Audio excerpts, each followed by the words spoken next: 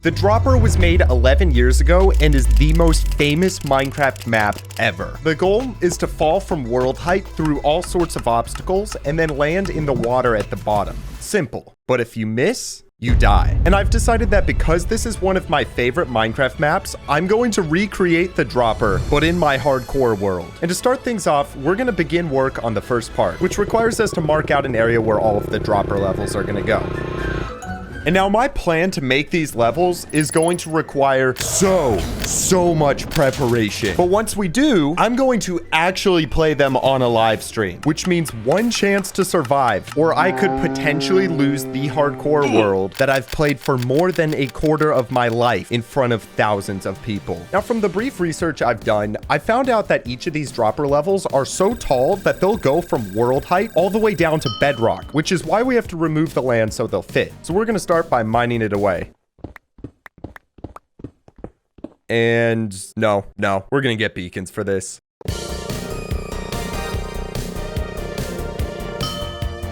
All right, awesome. So now I have the haste effect and we can just start mining the mountain away. And the plan for removing the mountain is to first flatten all of the land to one level. So I simply downed the hours, just hand mining, digging, and chopping until eventually everything was cleared.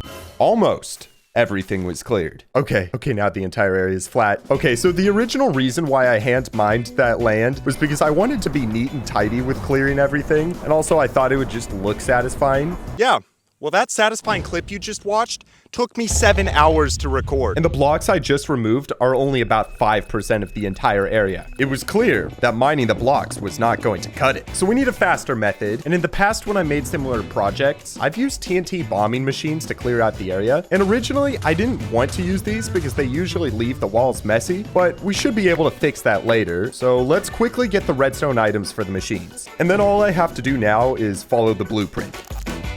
Also, I'm going to make 2 of these because that'll help make the entire process go quicker. All right, and here we are. To start these machines, we just have to come up here and mine the redstone block. Okay, it's moving. Please don't destroy everything. Yes, it seems to be working. Now, things were looking good. With the redstone machines running, I just have to watch them and remove all the lava and water by hand. Which for now wasn't too bad. But this is a 4th wall break from me, the narrator.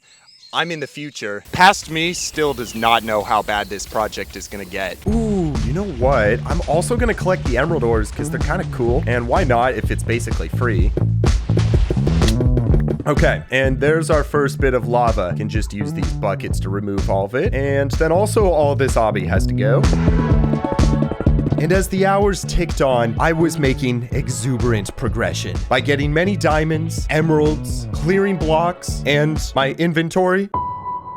Well, there go all of our emeralds. But eventually, the machines cleared most of the hole, at which point it was time to remove them.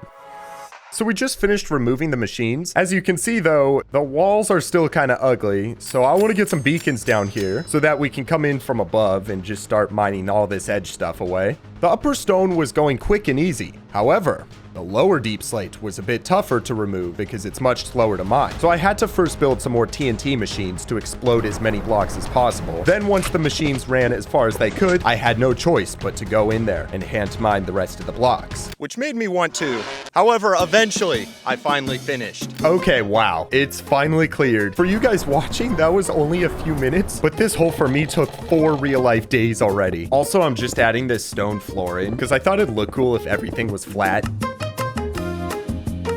And there we go. The entire first Dropper pit is done. We'll worry about the other ones later because right now I want to get some progression on the first level. And a little bit of history before we get going. The original Dropper map had 17 unique levels. Instead of just building the most popular rainbow one, I've decided that later I'm going to be building the notable 9. These are the most iconic levels in the OG Dropper map. And I was just about to get building when I paused. And I realized I had no idea where to even start. You see, past me was stupid, small-brained, simple-minded, you might even say. And if you're gonna be trying to build the Dropper as accurately as possible, you gotta know what the Dropper feels like to play. And what better way to experience the Dropper than to play it in real life?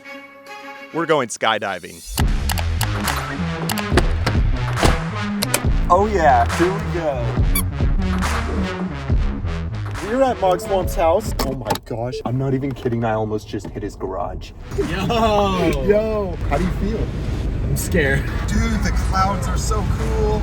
We're gonna be above those. We also met up at this taco place with King Samlot, Marcus, and Minecraft Biker. After getting lunch, which I don't think is a great idea before skydiving, we made our way to the place. Listen, you guys better subscribe. This guy's going skydiving for you.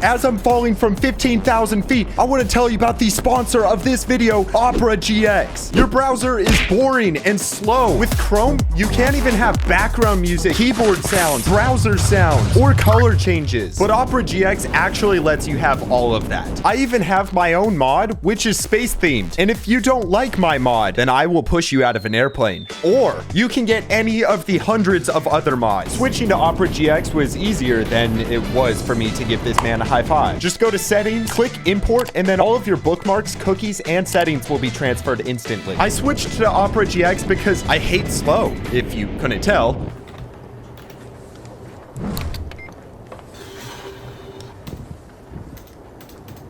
It's so slow. By going to the RAM and CPU limiter, you can make Opera GX use less power than Chrome, and you still have all of the other benefits, which is so good because that means no more lag. All right, you guys gotta get Opera GX. What are you waiting for? My link is in the description. Thank you, Opera GX, for sponsoring the video. Woohoo! And I'm on the ground. It was really fun. Right on, man. Yo! Yes. Thanks, Dan. And until next time. Thank you so much. That was awesome. Well, I have now jumped out of a plane, and it finally made me realize how to build these levels. I would even say that it unlocked my true brain. I did not want to die when playing the Dropper in real life. And so my takeaway from that is that I should also try to not die when playing the Dropper in Minecraft. Okay, you caught me. I just wanted to check skydiving off of my bucket list. But the good thing is now we can actually get started on building the droppers. Now the first level is gonna be everyone's favorite, the rainbow, which consists of 11 colors of wool and is approximately 252 blocks tall. So the first thing we're gonna do is set up some max level beacons down here so we can run and build everything quicker. There's 1, 2, 3, 4, 5, 6. Yeah, that's nice. That's nice. Should have all these effects no matter where we are in this pit now. And that means it's time to start building. So that's why we're going to place these shulkers and grab as much of every color of wool as I have at the storage. And I know I also have more in the industrial district because I have this little sheep farm, which has been running for the past 50 years. So we can just take all this and load it up. And with all my wool collected, it felt good that I was finally going to get to build the levels. However, things wouldn't stay like that for long. All right, so we're gonna be using the blueprint mod called Lightmatica for this. It'll basically tell me what blocks I need to use and where to place them. And right now it's saying that I need to get all the colors out of these shulkers and start following the blueprint rings upwards.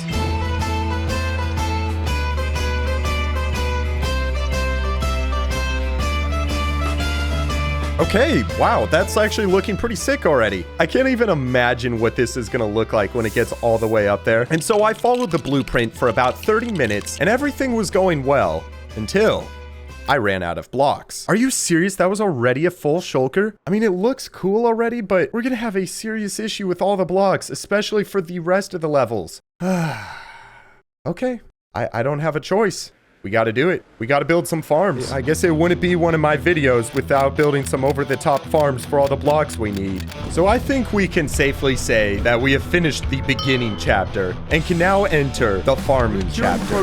Produce farms, providing produce to procure the drops. Oh my. Which is going to consist of making 3 powerful farms. The first is a sheep farm for wool. The second is an automatic wither killing machine. And the last is a piglin bartering system. You're wondering why we need those last two. You see, I've been doing some thinking, all of the dropper levels combined are going to consist of hundreds of thousands of blocks. That will take a long time to build, so we need to be as smart as possible about this, optimizing wherever we can. And if we use speed 2 beacons, those cause you to move 20% faster. That could mean countless hours saved in the long run. However, the issue is we will need hundreds of beacons to cover the rest of the land. And right now, all my beacons are currently tied up in another build, so the wither killing farm should solve this issue by allowing me to make a bunch of beacons. Problem solved. No, our problems are not solved because withers require wither skulls and soul sand. I don't have any soul sand. Which leads us to the first farm we're gonna build, the piglin trading farm. If you don't know, piglins have an 8.71% chance to drop soul sand when bartering with them. We actually have a bunch of piglins trapped here, but I have no way to collect the items other than this.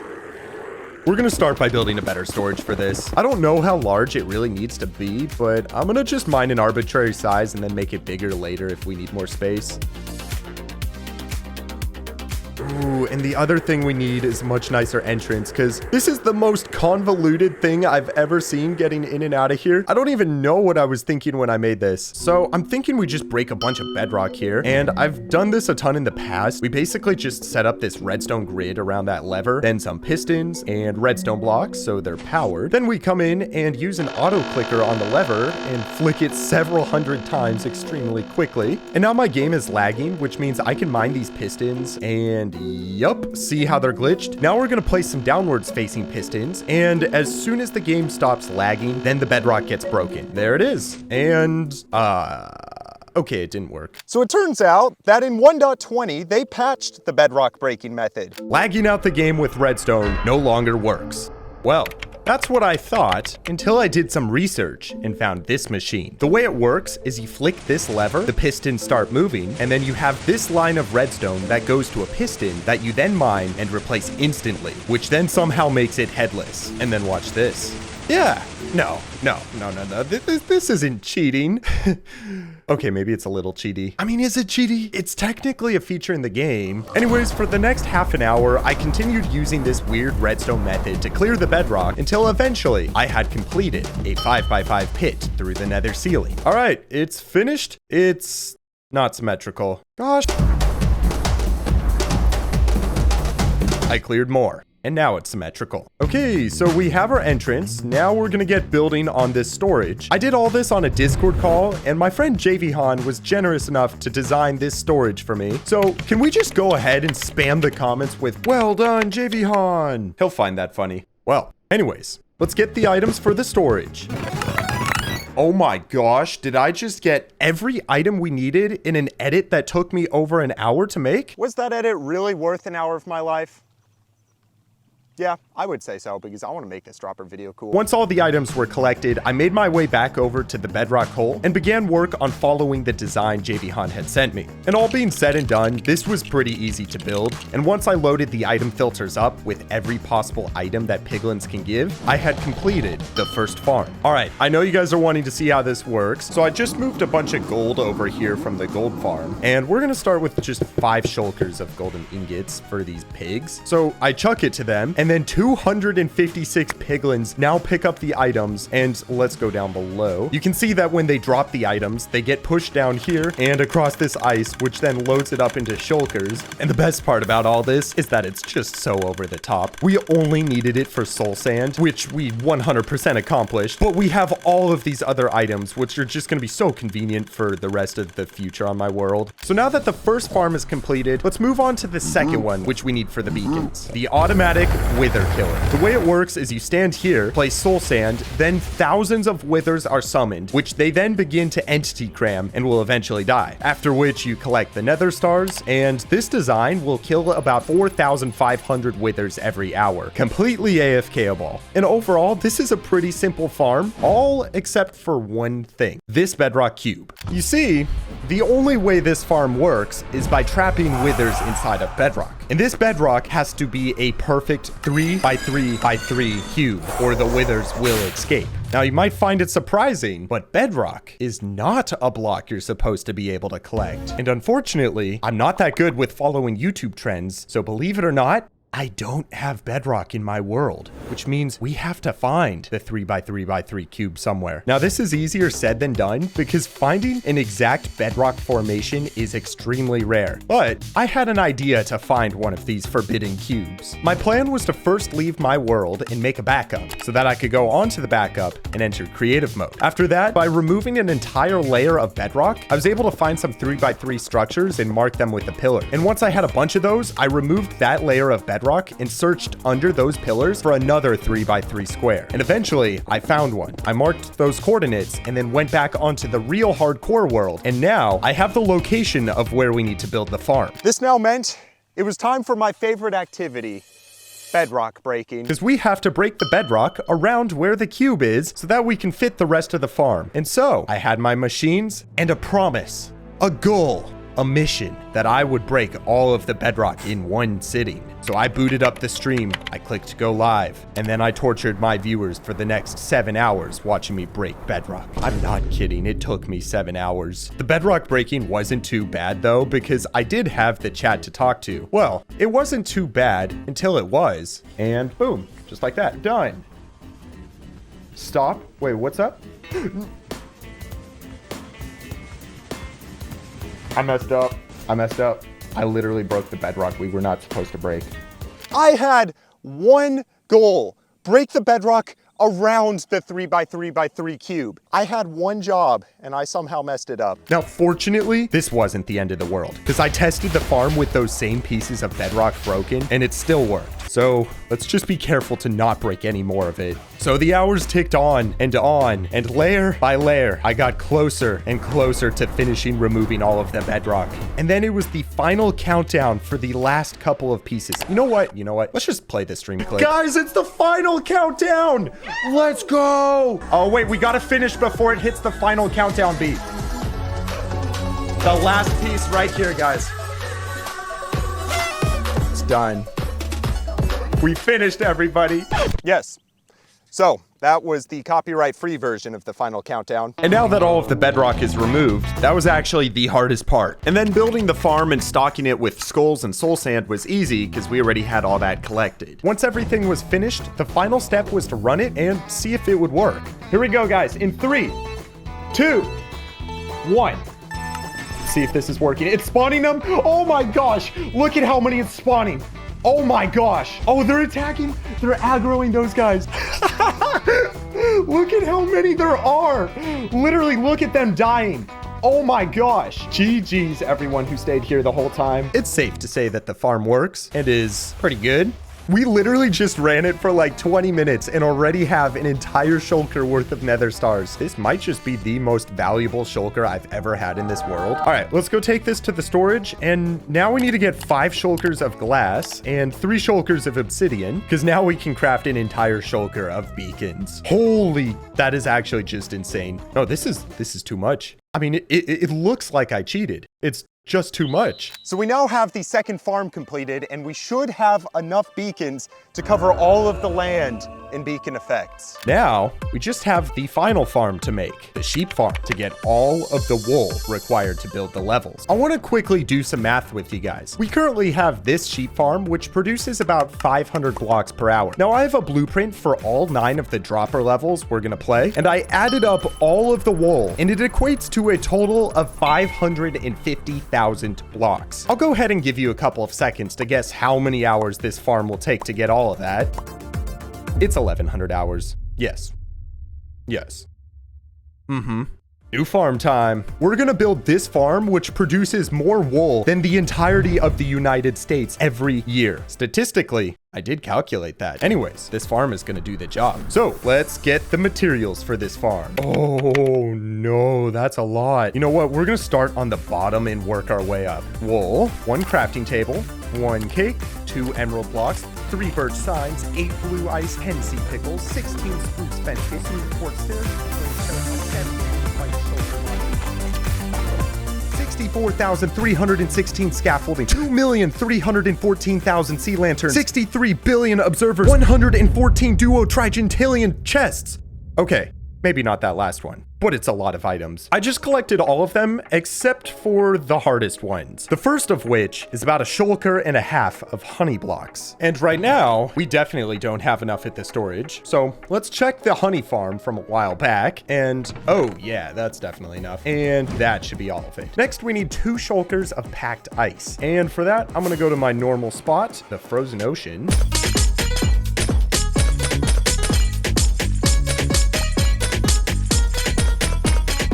There we go. That should be all the ice checked off. Now some iron blocks, which we can craft over here at the iron farm. And then 8 shulkers full of grass blocks, which unfortunately there's no good way to farm grass blocks other than just the classic method of mining it.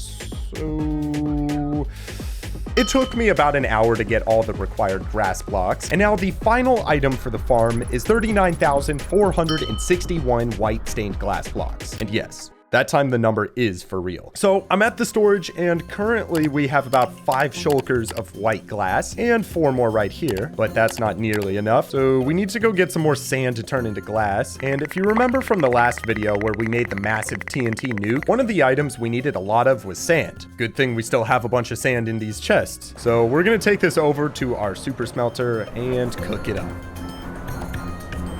After just a few minutes of cooking the sand, we had collected all the required glass. And then I took it back to the storage system and crafted it into white stained glass, checking off the final item. And now that all the farm items are in this chest, we can get building with this sheep farm so that we can get all the items for the dropper projects. All right. We need to find a spot to build this. I think it needs to be pretty far out because the farm requires 1,024 sheep, and I bet that's gonna be pretty laggy, so I don't really want it around any of my other builds. Right here should be good. It's out of the way, but it's still close enough to all my other farms that it's convenient. And now we get building. This was the part that I was not ready for. I was so ignorant, thinking that 1,024 sheep was a good idea. No, it was not a good idea. Okay, so first things first, I think we need to get the sheep into a spot. So that's why I got this stone here, because we're gonna just start building a cage for the sheep like this. And in total, I wanna have 16 cages, 1 for each of the colors. Just on a side note, I feel like Mojang should make it so that rainbow sheep drop any color of wool, not just white. It just doesn't make sense why they don't. Anyways, let's go get some sheep so we can start breeding them. There we go, found some. Okay, so we need to bring these guys back. That's why I got these leads.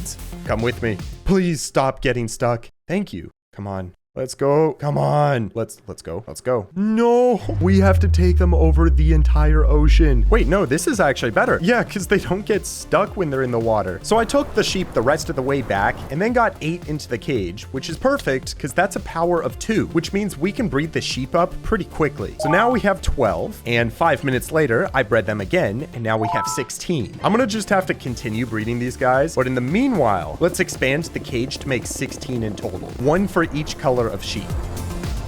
And that should be good. I bred the sheep up a few more times, and then once I had enough, I started to move 2 babies to each of the chambers. After that, I went back to the storage and got 2 of every color of dye, and then went and dyed all of them. All right, so we have 2 of every color of sheep now, and the sheep can only breed once every 5 minutes. So we have 2 options. We can either sit here and wait to breed them, or we can get started on the farm itself and breed them while we're building. Yeah, let's do that. To be honest, I have no clue how this storage works, but that's why we have Lightmatica, because I don't have to be intelligent to use it. And so I did this for hours and hours.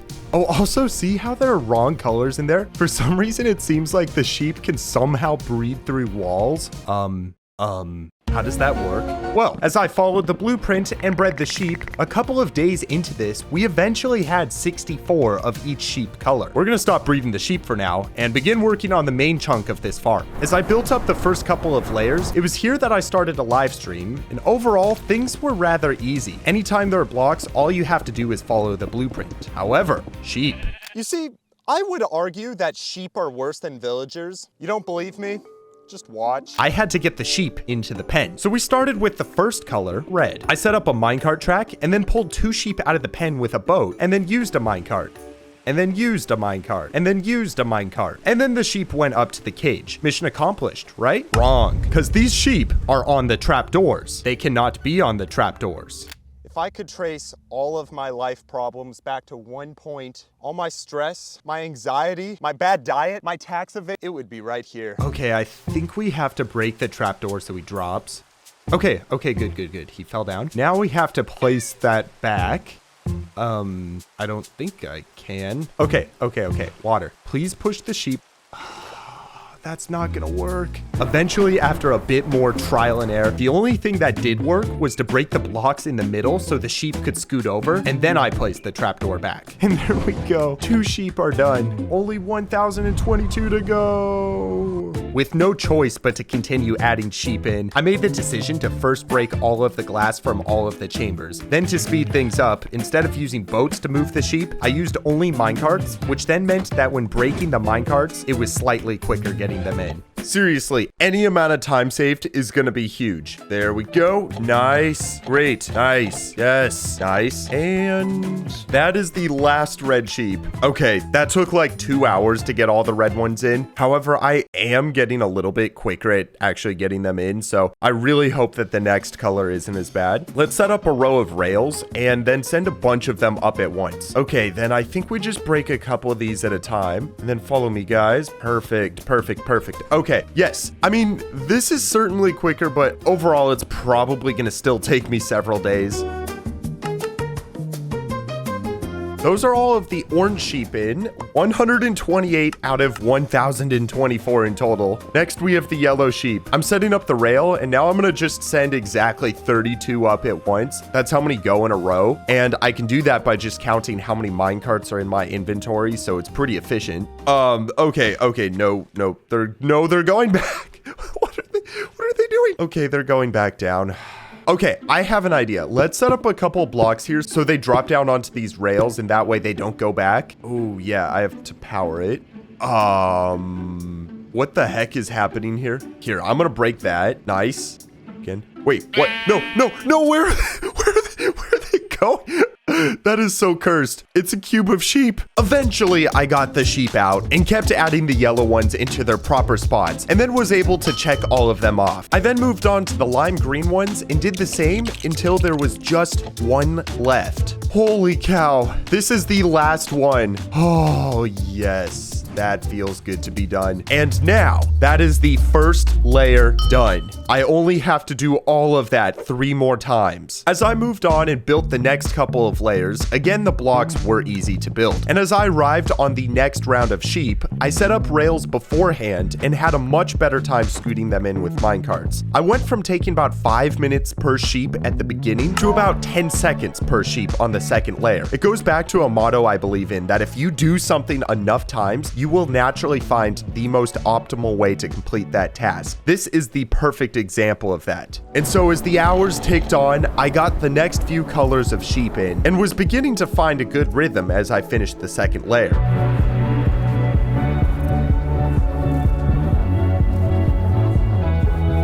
After about 12 hours of total work on the sheep farm, I won't lie, it was beginning to get boring, but I was not going to let that stop me. The motivation of the vision of getting to play the dropper at the end was enough to keep me going. Oh, that, and also the fact that I was listening to the 20-hour Dune book. As hour 20 approached, I was on the final layer of the farm. I repeated the process of getting the sheep in, and then, with just a couple left, oh my gosh, this is the last sheep. Oh my gosh.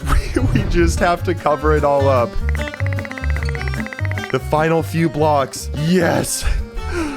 Oh, yes. All 1,024 sheep are in the farm. It's done. It feels so good to know that I never have to look at a sheep again. I removed all of the sheep pens, got rid of the beacon, and then the penultimate thing to do was to go over to the wood district so I could get wood, and then shulker shells from the shulker district. That way I could go to the top of the sheep farm and craft just a few shulker boxes. Just kidding. I crafted 30,000 shulker boxes. Yes. You heard me right. It's justified though, because I'll hopefully never have to add more into the system. Anyways, guys, one more thing to do. We gotta come over here to the top of the iron farm, and we're gonna just place down all of these shulker boxes and start crafting a whole bunch of shears for all the sheep. So I spent about an hour crafting shears up and then moving them over towards the farm. And once they were loaded up, I checked the statistics and saw that I had crafted 30,800 in total. I am willing to bet that the amount of people in the entire world who have ever crafted that many shears can fit on one hand. It's absurd. This farm took me about 30 hours to build, but it was so necessary and so worth it. Oh my goodness, that is so satisfying. And then they just come up over here and they also get sorted into shulker boxes. So that should mean that in a couple of real life days, we should just have enough wool for all 9 of the dropper levels. Oh my goodness though, I forgot that we're actually gonna also have to build them later. That won't be fun. And it was at this point that I decided to celebrate by taking a day-long break because we can now check off the farming chapter of the video. And now it's time to move on to the 3rd chapter, which is to make the entire pit for the levels to fit in. I want to do this before we do any more building on the 1st level, because in the long run, it'll save more time to finish this, then build all 9 of the levels at the same time. So first things first, let's do what we did at the beginning and mark out the entire pit with black and yellow concrete. Nice, there we go. Also, I covered the 1st level in blocks because I was streaming this and I didn't want the chat to know what the project was. At this point, they just thought I was building a big pit. Yeah.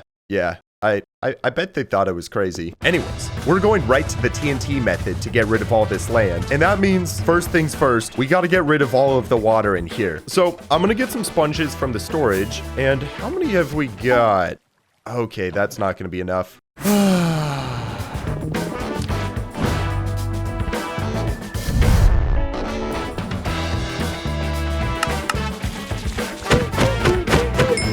So, I just spent 2 hours getting these 9 stacks of sponges. So with my new sponges, I traveled out to the region of land where I had to clear all of the water. And I usually have a couple of methods for clearing the water, but the main one is to place gravel rows about 5 blocks apart. That way I can go in and spam the sponges around. Wait, what do you guys think will happen if I put this sponge here in the water? It's only 1 block. Do you think it's gonna get wet or stay dry? In 3, 2, 1.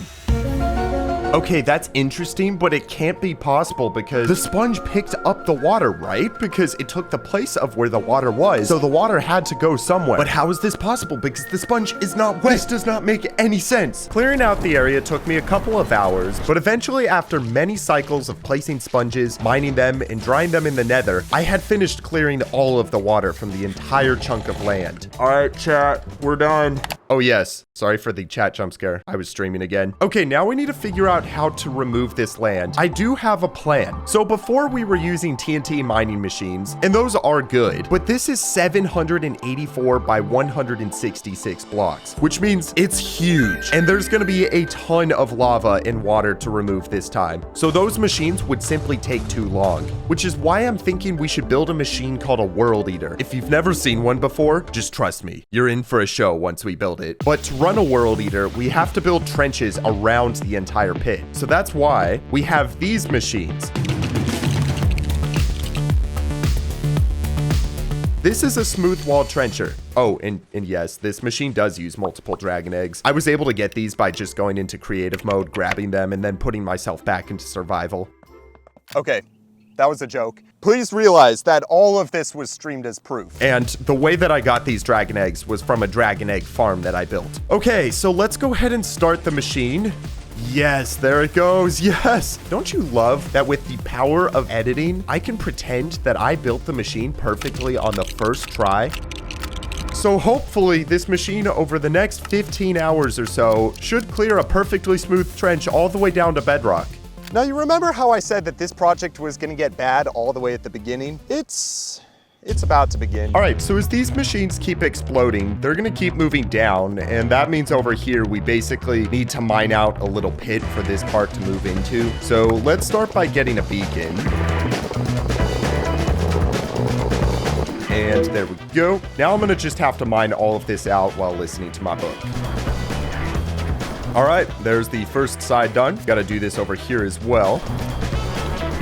And there we go. All right, so as you can see, the machine is now cleared a little bit. Also, I need to make sure to clear any lava and water that the machine exposes as it goes down. So that means I can't really AFK this. The machines ran for a couple of hours until the first one got low enough where the TNT began to explode the walls a little bit. It is the beginning of the end. Okay, that's not good. Okay, I gotta plug that water. No, it's coming right back and it's re-exploding the blocks. Are you serious? I couldn't think of a way to prevent this other than just plugging the walls over and over every time it got lower. But eventually it was finally low enough that the TNT stopped exploding the walls and releasing the water. So for now, I could semi-forget about that trench and repeat the same on the other side. Okay, so that's our first bit of lava. And why is there so much obsidian? Seriously, why? Like, who put this here? Oh, I guess for the lava, we have to go back to our bucket strat. All right, that means we're gonna have to go to the iron farm and craft some buckets. And yes, this is the ultimate flex. We have so much iron that I don't even care about these buckets. All right, there we are. All of the lava is gone. No, there's so much lava. Now remember how I said it would take about 15 hours? Well, as the machines exposed more and more liquids, I had to pause them and then spend so many extra hours clearing all of the lava. Okay, I think I got all of it. I think I did it. No, why? There's so much water. Are you serious? I cannot express to you guys how much pain the lava and water caused me, other than just saying how long all of this took. Seizure warning. Those are days going by. Days. Literally Minecraft days. 20 minutes every single time. However, as the machine on the first side got lower and lower, I did eventually get to the diamond level, which sort of made the pain more tolerable because at least I was getting rich from it. Oh my gosh. It's been like 5 real-life days since I started clearing this trench, but we are on the last couple of blocks. Wow. Look at this. That is nice to see finished. Oh, we can just tear this down finally. I do have to start one more machine over here on the short side. Oh, you know what? Let me also get rid of the beacon over here. Can I make that? Yeah, I think I can make that. Ooh, okay. I wasn't wrong. After I cleared the beacon, the final 2 trenchers continued working their way down. I made sure to clear the lava, water, and obsidian, which was exposed along the way. And let me make it clear, it was not any better on any of these 2 sides. Normally, I would not want to show any of this in a video because it's boring, but I want you to experience my pain just for a little bit so that I can make you suffer and maybe I'll feel a little bit better about myself. I should have gotten all of the... Finally, with just the last side left, I was about to clear this huge pit of lava when suddenly I found something peculiar.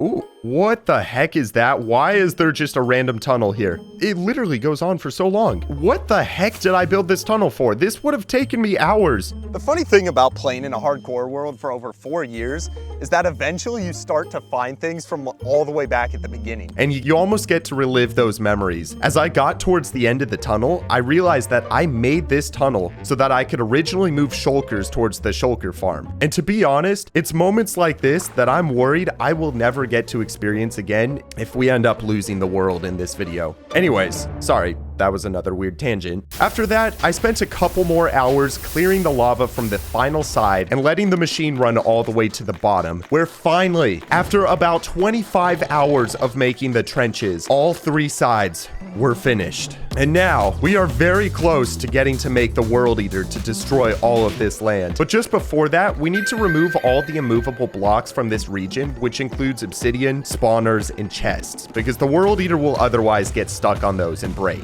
So that's where I came up with this plan to locate all of the blocks with 100% certainty. I grabbed a copy of the land and then went onto a creative world where by using world edit, I removed all the immovables. This land has the immovables and this land does not. As you can see, when we overlap this blueprint of the land that does not have the blocks, it's saying that all of these are incorrect and it shows us exactly where we need to remove them. So I can use this on the hardcore world now. Now, I know what you're already thinking, but Wunba, isn't that cheating?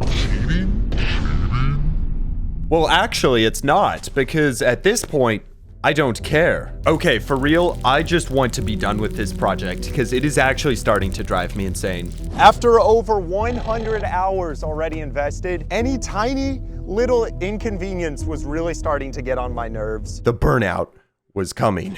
That should be it for all the immovables in this entire region. Oh yes, that is nice to have done. Well, there's no point in just looking at it, so we might as well just get going on the World Eater. It's gonna require this list of items, and I already have the farms to get all of these, so it should be pretty simple to get them. And now, we should get building. The way a World Eater works is you have a whole bunch of TNT machines that are perfectly spaced apart so that they blow up every block below. But a World Eater also has these liquid sweepers that go back and forth on the bottom, and these will automatically clear all the lava and water, which will save us so much time in the long run.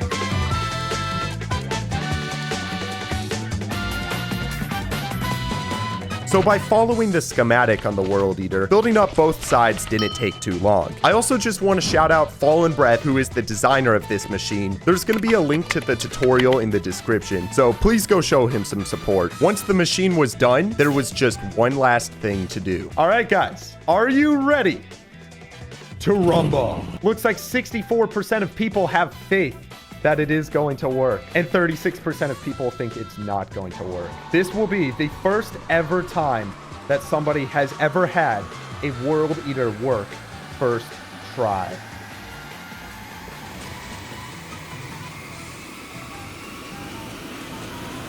Yes!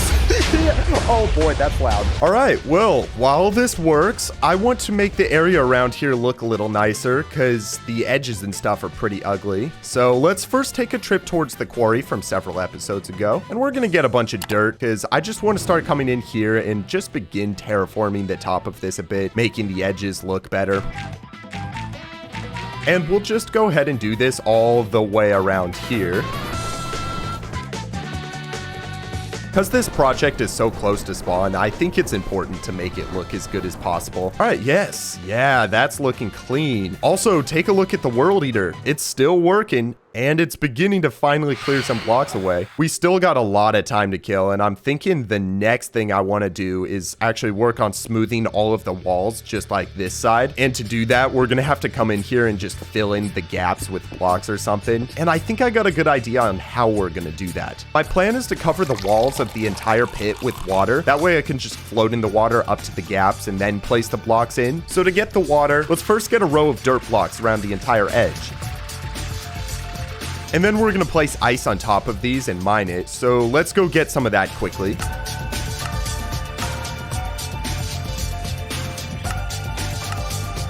Okay, perfect. We got the water in. Now I'm gonna mine this dirt, and that's gonna start releasing the water. Yo, this pit looks crazy with the water. Oh my, that actually made it look so much cooler. Okay, now I really want to see what it looks like after we fill the walls in. We're gonna take this stone here from the storage, and I guess we just gotta start filling it in. You know, coming in here and just placing blocks.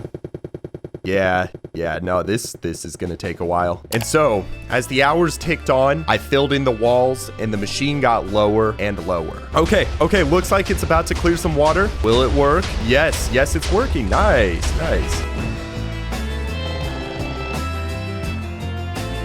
And also, look at this first part I just flattened. It's looking nice. What the heck are you? What did I just watch? Yes, look at that. That is the whole side done. No, are you kidding me? Yes. Somehow, the entire machine broke, so I had to rebuild it. And then after that, continue work on flattening the walls and letting it run.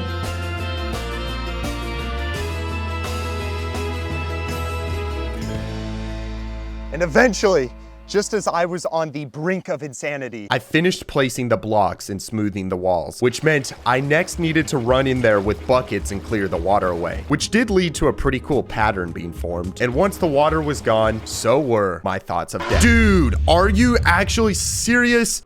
Oh, okay. I was about to lose it. I thought it broke again. Thank the Lord, those are just ghost blocks. Okay. So the machine is not broken and everything is looking pretty good too. Last thing, I just want to add some black and yellow concrete in the outline again because it kind of got blown up earlier. This time though, I'm thinking we're going to make a 3x3 pattern because it's just going to look cooler. And then finally, once the concrete was done, the entire pit outline was neatened, and the last remaining thing to do was to just wait for the World Eater to finish working over the next several hours. As the days ticked on, the machine got down to diamond level, and this was gratifying to get to mine a bunch of them. One notable thing that happened was that I was flying around when all of the sudden I found 4 deep slate emerald ores next to each other. If you don't know, deep slate emerald ore is the rarest item in the game, and finding 4 of them is just unheard of. I genuinely want to know what the odds are that I found 4 of them, because from the research I did, there has only ever been one other person who found a 4-pack, and the people on Reddit thought he was cheating. Here is the seed and coordinates for proof. If you are good at math, please let me know what the odds of this are. I am just so curious how rare it is. After that, I waited and watched the machines for a couple more hours until eventually it made it to the bottom and finished clearing the entirety of the land. Unbelievable. Oh, guys, this was so much pain. All of the liquids, the time, everything. I do want to do one more thing. I want to flatten the ground here because we're going to flood it with water in a moment. So I'm going to quickly just get a bunch of cobblestone and then start filling in the gaps here.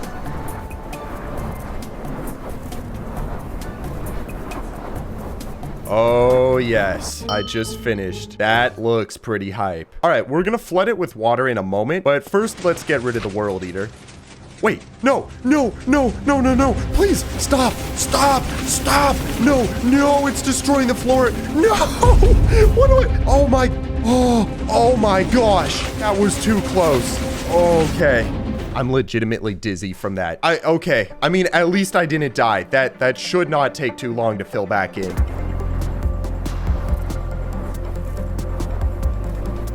And there we go. The World Eater is gone. Let's put all these items away. And the last thing, let's take this ice back over and we're going to place it around the entire edge. Just like that. Now, time to mine it. And as soon as I mine these final 2 ice blocks, the entire area is going to flood and then we'll be done. Okay, in 3, 2, 1. There it goes. Oh, yes. That is actually so satisfying. It's so beautiful. I just want to cry. We're done. We're done. Oh, yes. Oh, wow. Well, the entire pit is finished. This is a month of my life you're looking at. Wow, wow, wow, wow, wow.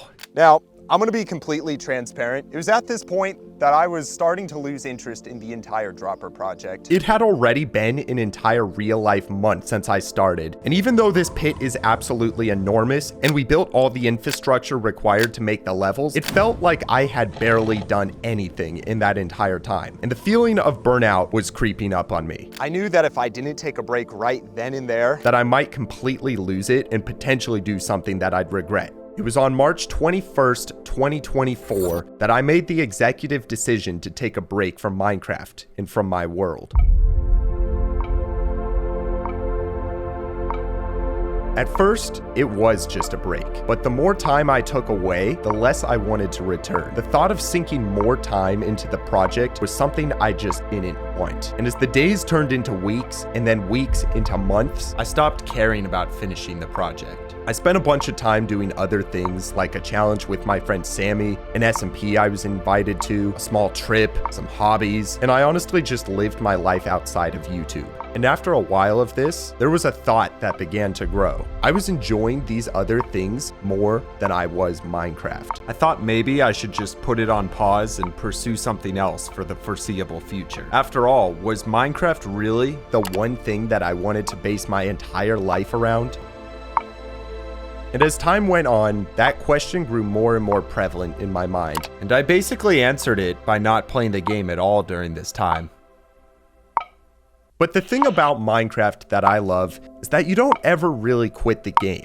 You only take a long break, because 74 days later, on June 3rd, 2024, for the first time in a while, I thought about the hardcore world. And I thought about that unfinished dropper project. I thought about how I had gotten burnt out and why that had even happened. I had lost interest because I was working on the project way too much without any moderation, which led to not having much balance in my life. And that's why all those other hobbies were so appealing, because they were simply a change. And looking back at this, I realized that my old way of thinking was that it had to be one or the other, Minecraft or these hobbies. There was no in between.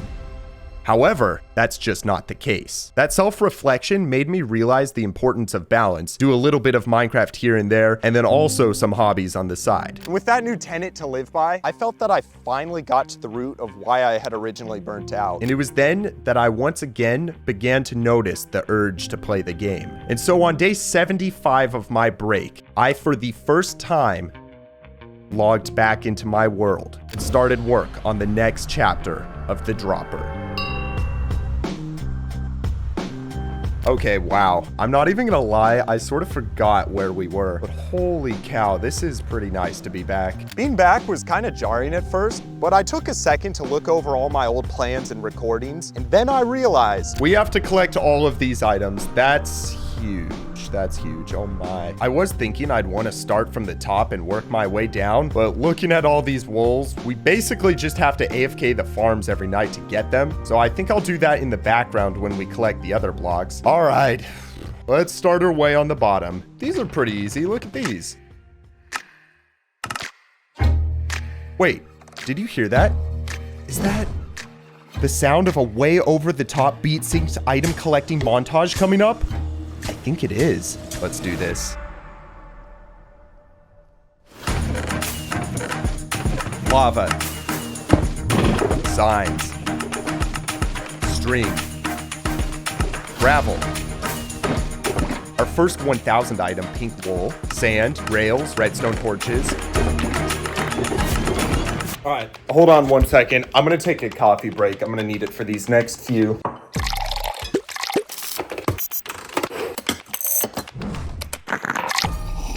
Some oak planks, grass blocks. Coffee break, sorry. I need more coffee. Nether bricks, which we don't have, but I know that over at the piglin farm, yes, we do have bricks. Awesome, I can just craft these up. Some green wool, purple, cyan, gray, blue, redstone dust, spruce wood, fences, and some iron blocks, which we don't have. So as I AFK here at the farm for iron, let me go ahead and... Okay, one more page of items. These are the absolute worst ones, starting with 9,254 glowstone blocks, which we can actually get from the glowstone dust I got at my raid farm. 13,000 oak slabs.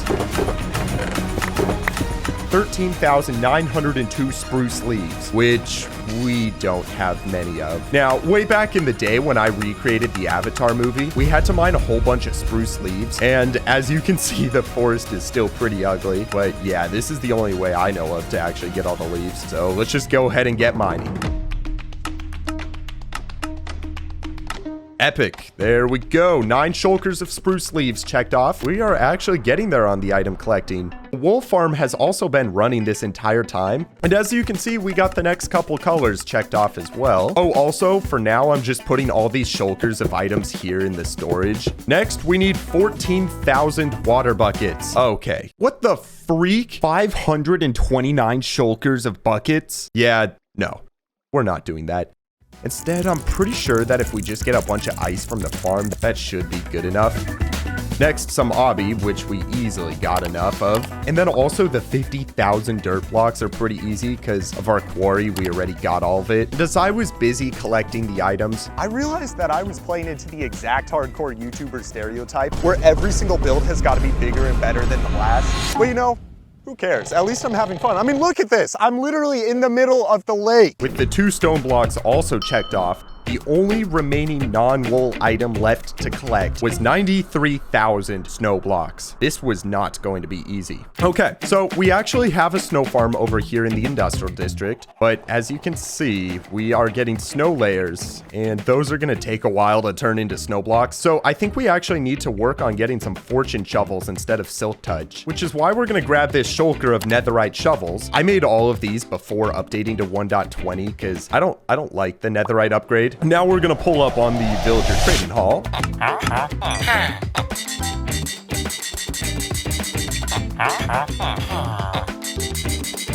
Many people say that I don't need 16,000 levels. And you know what I say to them?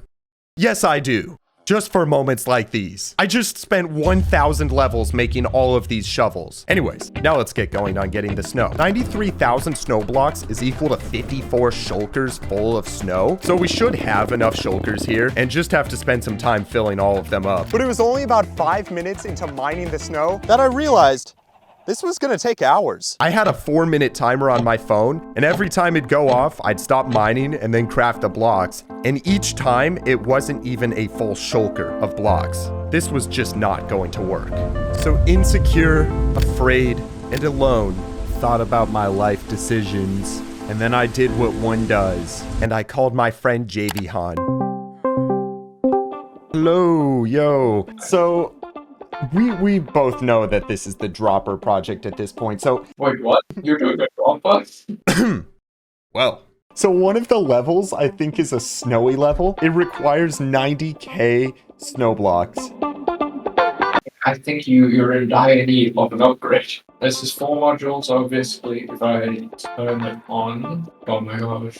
My frames are dying. He showed me the rest of the farm, and let's just say it's good. This farm alone will get 300,000 snowballs per hour. And divide that by 4 to craft a snow block. This one farm produces 75,000 snow blocks per hour. I think this should do the trick. I also want to take 1 second to mention that I've been AFKing at the wool farm in between each of the days that I've been collecting the items. Right now, we have about 77,000 wool of each type, so we're about halfway there. I then went AFK for an entire day to get the rest because I had a scuba diving class. You see what I mean?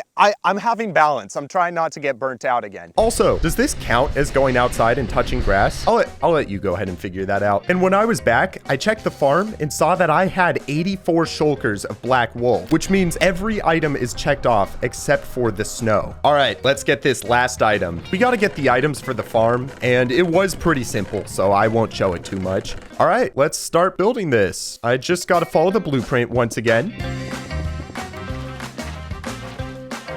Okay, so this layer I'm not too excited for. We have to get hopper minecarts on top of each one of these hoppers and then push blocks into them. It's gonna take a while, but I got an idea on how we're gonna do it. I'm gonna place some rails like this and then put the minecarts on. Now we gotta remove the rails and then push ice into them, just like that. Next layer. Oh, wait a second. How do we remove these rails? Okay, you know what? We're gonna temporarily get rid of these slabs, and now I should just be able to mine. Oh no. Are you serious? The minecarts in the back are pushing them out. Guys, what am I supposed to do here? How am I supposed to do this? I then, no joke, spent an hour trying all sorts of methods to get the minecarts in. First, I tried pistons. Then I tried changing the direction of the rails. I then even tried dropping the minecarts in until the GOAT, the man, the myth, the legend, JV Han had the idea to put all the minecarts in at once, put sticky pistons on top, and then pull the rails out all at once so that the minecarts are just sitting there. I then would push the blue ice in, and it actually worked. What would I actually do without JV Han? And finally, with this method, I had gotten all of the minecarts in, and then building the rest of the farm was pretty simple. It was also fun spawning all 16 snow golems, which I then had to lead to these fences. And once that was finished, I worked on the blueprint all the way up to the TNT machine at the top, and then it was done. All right, we're gonna bring the shulkers over, and we need to fill all of these up with snow, and then we'll be done. Are you ready to see how powerful this farm is? We're gonna start it in 3, 2, 1. Okay, it's going. So this works by using pistons to push the snow golems into the middle, which they then cover the blocks in snow layers. The TNT explodes the snow and then drops the snowballs, which are then instantly picked up by the hoppers and shot out down below. Honestly, I don't even know how someone thinks of designing a farm like this. This is just insane. And look at how fast it fills up the inventory. This is just absolutely ludicrous. It's so stupid how quick this is. Okay, so I just have to sit here and craft the snow blocks up for the next hour or so. So I'll do that and I will see you when it's all done. And there we are. That's the last one. Let's go ahead and turn this farm off and mine all these up. We're gonna bring these over to the storage and look at how many items we collected for these droppers. Here, you know what? Let's mine everything up.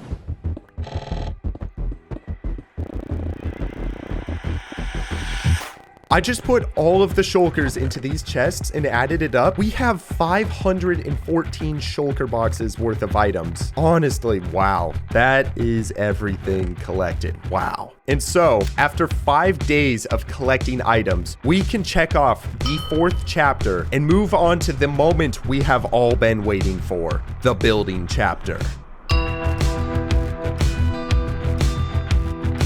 Oh, it's finally time to get to use all the beacons we made the farm for. And we're gonna start by just getting these in, because again, speed 2 makes you 20% faster, and this will save us a ton of time. So that's the first beacon. Now, I have this mod called Mini HUD, which basically shows the beacon range, and we're gonna use this to place the beacons the exact right distance, just like this. And also, when we're placing the beacons in, I'm just making sure to check the dropper level schematics up above to make sure that they won't get in the way. Let me go ahead and quickly get the rest of the beacons in.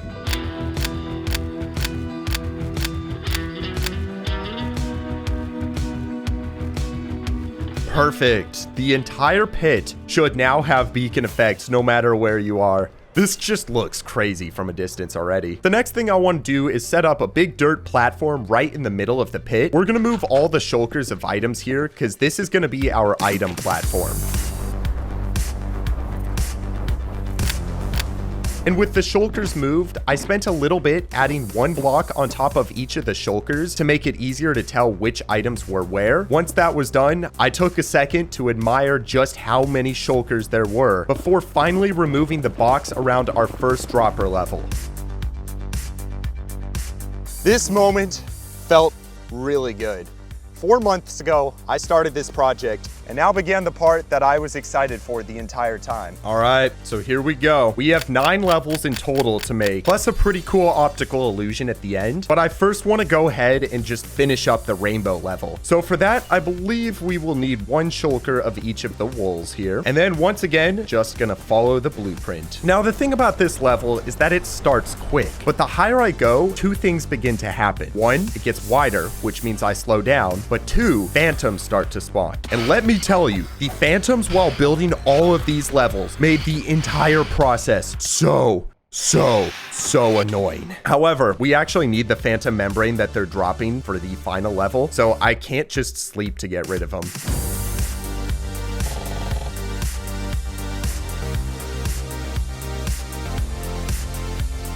And we have an issue. Snow is spawning. Yay! That was sarcasm. Guys, this is looking so cool, but before we do any more levels, we need to figure out what we're gonna do about that snow. So, how would you get rid of snow that's going to spawn over the entire area? Yeah, it's not that easy. So I actually asked you guys in a community post how you would do it. And there were a couple of interesting suggestions. Crescent suggested adding torches everywhere to melt the snow. Mink Icy? Icy? MN Icy said to add a glass layer at build height. That way you don't really notice it. USA Cyan suggested adding string at build height. Just Jojo said you can use bone meal on the whole thing of grass so that there are flowers and grass will block the snow. And then finally, SpeedCat6993 said, your mom. Yeah, I don't think that last one is gonna work. Looking over our options, I don't want to place torches everywhere because that's gonna look bad. String is a good one, but I suspect that placing it over the entire region would be very difficult, which leaves us with placing a glass layer. All right, we're gonna take a moment from building the levels and go get a bunch of glass for the roof. Based on my calculations, this land is 166 blocks wide by 784 blocks long, which multiplies to 130,144 blocks of glass we'll need, or 76 shulkers full. And looking at what we have at the storage right now, yeah, we definitely don't have enough. And also, we don't have enough sand anymore. Actually, can you cook red sand into glass? I don't know. I've never tested it. Okay, though. We're going to run the sand farms we made last time for just a little bit. To do that, we got to replace the sand here and then start the machine up. And right now, this farm makes 108,000 sand per hour. So if we start up a second one, that's gonna be twice as quick. And honestly, that is more than enough for me. So while I just sit here and wait, I am going to finally do my late taxes. I wish that was a joke. And once we had about 3 double chests of shulkers worth of sand, I moved them all to the super smelter. And this is where things went downhill. You see, at some point after I made this giga super smelter, it broke. Items were getting stuck in the system, shulkers weren't loading properly, and minecarts would mysteriously just stop. So of course, I right away fixed it. No, I didn't fix it. I procrastinated for the last 10 months since I built it. Now, I don't want to bore you guys too much, but I finally did lock in, and I spent about 3 hours clearing the system, adding new minecarts, and then running everything. And instead, I'll just show you the highlights. All right, I think I got it all working. I just have these 4 remaining shulkers of sand to cook. Now, theoretically, I should just be able to put these into the chest. And yes, okay, so it's unloading right now, and it is actually working. That's perfect. Oh my gosh, look at all of those furnaces working. This system can cook an entire shulker of items in 10 seconds. There are literally 1,728 furnaces cooking. And as you can see, we got 4 shulkers of cooked glass. That is perfect. I am so glad that I finally just sat down and fixed this thing. And with all the glass for the roof collected, it was pretty late in the night. And so I went to bed, concluding day 1 of the build process. Day 2 of the build. Okay, so we have all of the glass here. This is definitely more than we'll need, but we now need to place this in. And even though it's just a glass platform, we're gonna use Lightmatica to place it because overall, it'll just be quicker. I don't know how long this will take, but I'm gonna just get going with it.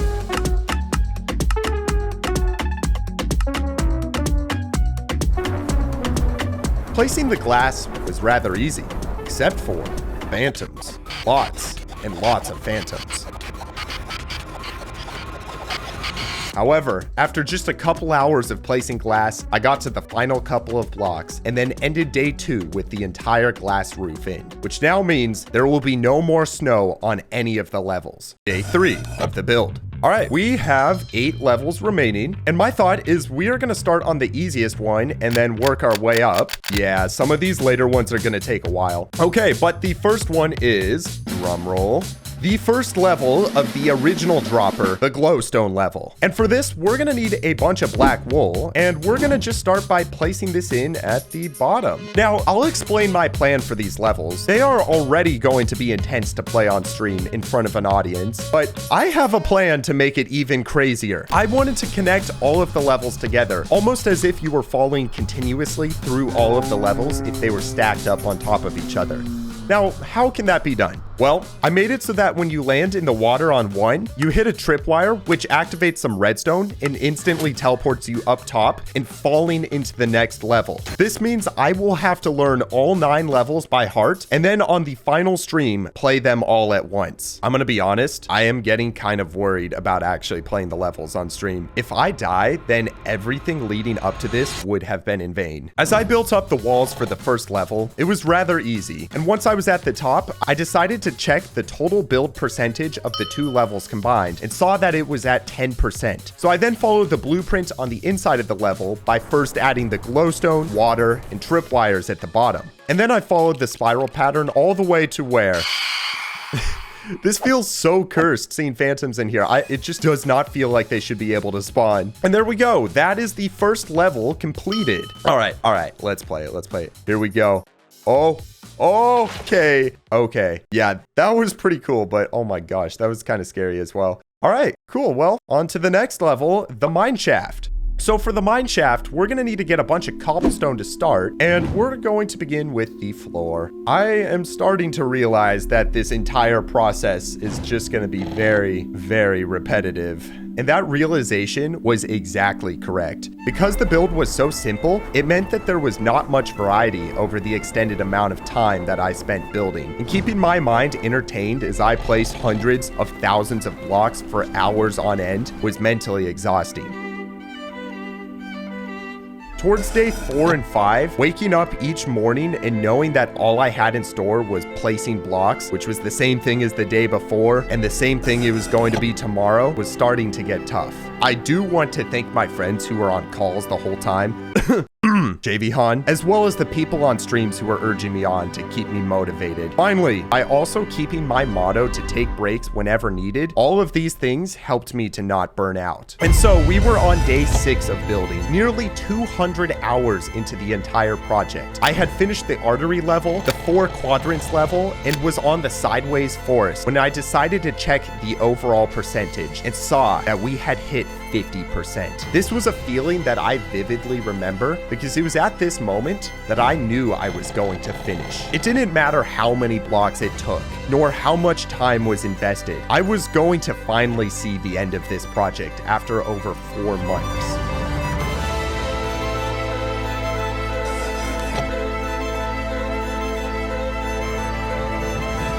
And that's one thing that I like to spread on my channel: perseverance and determination. I like to tell people to set hard goals and to stick to them, because that is the type of thing that will build character long term. And I can't be preaching that if I don't do it myself. So on day 8 and on day 9, with that thought in the back of my mind, I sunk so many hours into the kitchen level until it was finally finished. And then, on the final day, day 10, I once again checked the percentage and saw that it was 90% completed. I built the floor on the final level, and then it was 95% completed. I then added water to land in because I had an interesting plan to place the grid. I added a teleporter at the top and then fell through the level with slow falling potions, which I made from the phantom membrane. See, I told you that all of my pain and suffering with the phantoms had a purpose. And finally, after several hours of falling down, placing, and teleporting up, I was eventually able to place every row of the grid.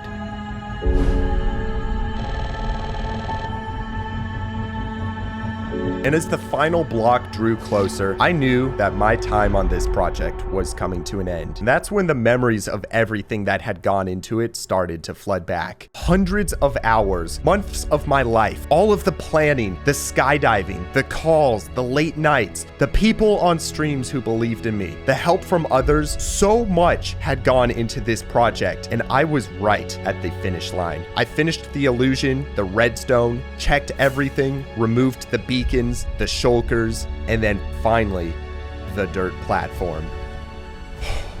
We are done. We're done.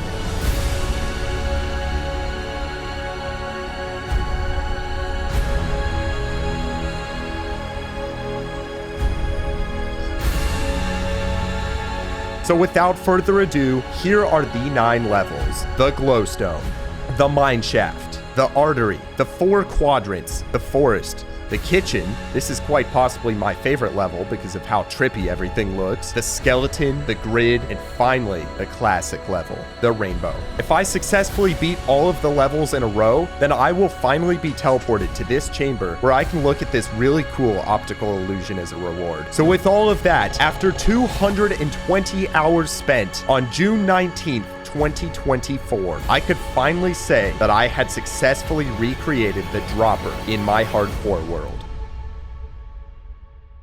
It felt good to be able to check off the building chapter. Especially because now you're caught up. You see, everything you've watched has been building up to this moment. Oh my gosh, I wish I could just end the video right here, right now, but I can't. Because there's one last thing we have to do. We are going to play the map for real in the hardcore world. No mistakes, one chance in my 14,000 day, 4-year hardcore world. And we're doing it on a live stream so that if I mess up, thousands of people will be there to see it happen. If I mess up, This will be the end of my hardcore world. Oh my gosh. Today is the day. We'll wait a second for people to join in. Oh my gosh, I'm actually so nervous. Okay, I gotta hold on to my chair for like emotional support or something. All right, this is the real attempt. No elytra. We are getting rid of our elytra for this. Sip of water. All right, let's go. We're doing this. Level 1. Easy. We're chilling on level 1. We have to go get the diamond. Oh, yes. We got the diamond. We're good. Level 2. Got it. Got to get the diamond. Okay, come over here, shift at the edge, go in, get the diamond. Good. Level 3, here we go.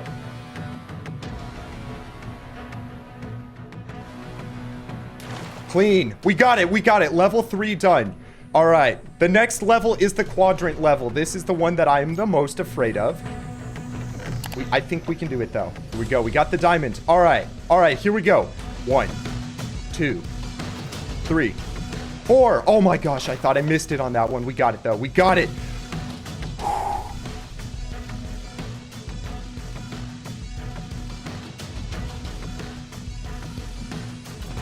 Got it.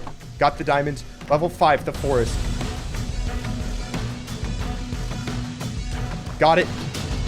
That was so perfect. We hit the water just at the perfect time at the bottom to not take any damage. We don't even need to eat on this next level. Got the diamond. We're just going for it. We're just going for it, guys. We're not even eating. Come on. Glow squids. Got it.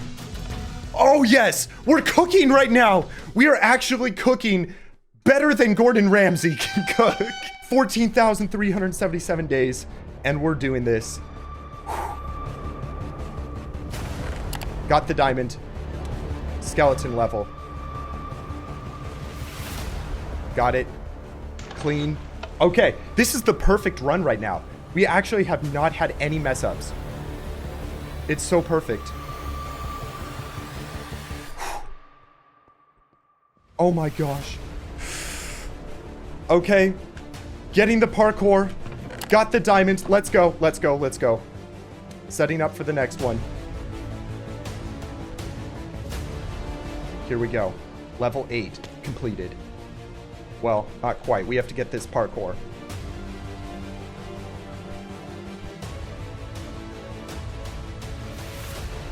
Oh my gosh, I'm shaking. Got the diamond. Let's go. Last level. Got it. You know why we're doing this on a live stream? Because otherwise people would say that we're cheating doing it. They would probably say that I just died and I respawned until I got it. That's why we're doing it on a live stream, so that I cannot cheat. Accountability. Because we do everything legitimately here. This is how things are. This is how we do it. Come on. Yes, we got it. We got it. Oh my gosh, we're gonna get teleported. We just have to put the diamonds into the chest. Oh. Got it. We did it. Yes. We did it. Oh man. And there is our reward. And after surviving all the levels, we can check off Chapter 6. We actually did it.